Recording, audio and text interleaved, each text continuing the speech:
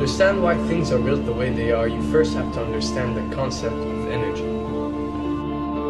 Several architectural monuments are designed for the specific reason of channeling energy, but none of that can be done without you, because the types of actions and rituals that take place within or beneath these monuments decide the type of energy being channeled.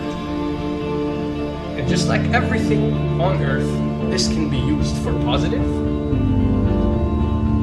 or negative.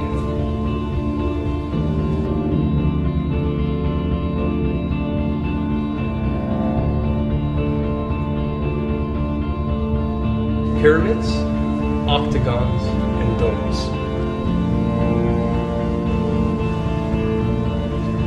These designs are the most powerful and efficient at channeling energy.